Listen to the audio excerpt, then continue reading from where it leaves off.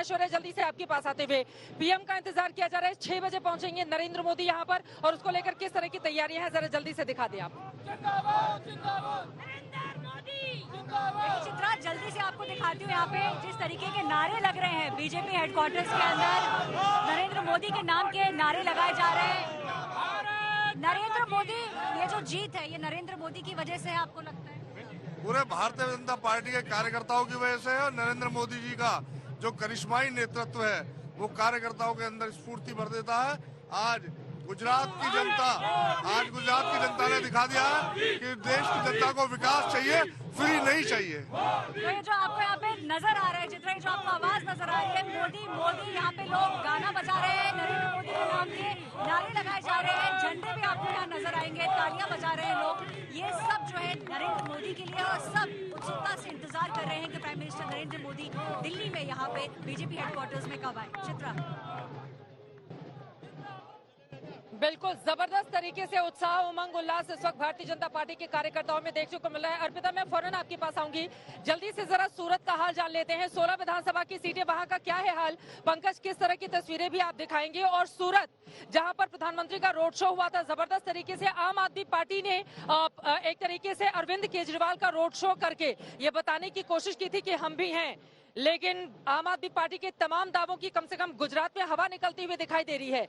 सूरत की तस्वीर, तकदीर क्या बता रही है? वहां पर भारतीय जनता पार्टी की ये जो प्रचंड जीत है, और वहां से हर्ष सांघवी जो गृह मंत्री हैं, उन्होंने जबरदस्त जीत हासिल की है। पंकज जी हाँ चित्रा, बिल्कुल ठीक कहा आपने। सूरत को जो कहा जा रहा था शायद आम आदमी पार्टी का एपिसेंटर बन गया है, आम आदमी पार्टी का नया स्ट्रांग होल्ड बन गया है, वहां तो जब रिजल्ट्स आए तो साफ हो गया कि आम आदमी पार्टी के लिए अपनी सूरत बचाना मुश्किल हो जाएगा। अब देखिए, बड़े बड़े दावे किए थे अरविंद केजरीवाल ने, लिखित भविष्यवाणियां कर दी थी, लेकिन वो तमाम भविष्यवाणियां फेल हो गई हैं। अब बड़ी हैरानी की बात तो ये है कि 1-1.5 महीने पहले से जब हम सूरत में आए थे, कैंपेन को फॉलो कर रहे थे, लोगों से मिल रहे थे, तो लोगों ने बात जरूर करी कि अरविंद केजरीवाल जो बात करते हैं, आम आदमी पार्टी जो बात कर रही है, उसका असर जरूर हो रहा है। लेकिन शायद एक तो वो कैपिटलाइज नहीं कर पाई, चाहे वो करप्शन का मुद्दा था, इन्फ्लेशन का मुद्दा था, इकोनॉमी का मुद्दा था, कोविड काल में जो भारतीय जनता पार्टी के बारे में लोग कहते थे काम नहीं किया, उसका मुद्दा था। और दूसरी बात जो मुझे शायद लगती है कि वो बहुत जल्दी आम आदमी पार्टी पीक कर गए, क्योंकि जो सोशल मीडिया में जो एग्रेशन था, ग्राउंड जीरो पर जो एग्रेशन था, पिछले 1-2 हफ्ते से वो अचानक मानो गायब सा हो गया। वो जो एग्रेशन का गुब्बारा था अचानक फुस हो गया। आखिर वो क्या कारण था, ऐसा क्यों हुआ अचानक आम आदमी पार्टी जो इतनी एग्रेसिव नजर आ रही थी, बीजेपी को मानो चैलेंज देती नजर आ रही थी।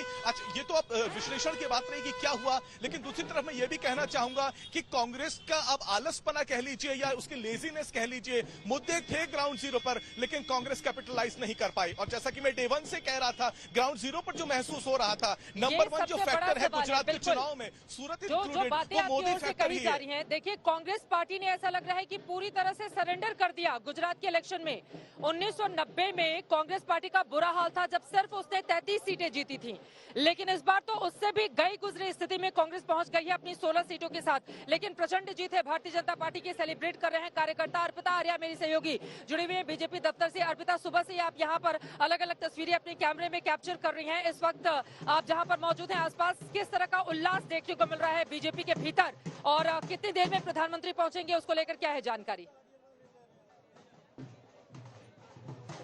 बिल्कुल 6:30 बजे का वक्त जो है, और जिस तरीके की तैयारियां बीजेपी दफ्तर में आपको दिखाऊं, यहाँ पर आप मेरे पीछे अगर देखेंगे तो मंच जो है वो बनकर तैयार हो चुका है। टीम भी यहाँ पर आप सुरक्षा के देख रहे होंगे, ये बैरिकेड कर दिया गया और इसी के इर्द गिर्द कुर्सियां लगा दी गई है ताकि लोग जो है वो यहाँ पर आराम से बैठ सके। बाकी ढोल नगाड़ों की आवाज तो आप सुनी रही होंगी। यहाँ देखिए लगातार ढोल जो 1 बजे से बजने शुरू हुए हैं वो खत्म और रुकने का नाम नहीं ले रहे हैं। अब जरा इस तरफ आपको दिखाते हैं, झंडे आपको बीजेपी के नजर आ रहे होंगे, जरा देखिए, और महिलाएं पुरुष हर वर्ग का कार्यकर्ता यहाँ पर पहुंचा है। यहाँ बड़े बड़े ऐसे कटआउट अगर आप देखेंगे प्रधानमंत्री नरेंद्र मोदी के लगे, जेपी नड्डा के लगे हुए हैं। यहाँ पर भी जरा तस्वीर दिखाई, देखिए कटआउट लेकर पहुंचे हैं प्रधानमंत्री नरेंद्र मोदी का, और यहाँ पर पंडित लोग भी पहुंचे हैं। अब ये क्यों पहुंचे हैं जरा इन्हीं से समझ लेते हैं। आप लोग किस, गुजरात की जीत पर या धर्म की जीत पर?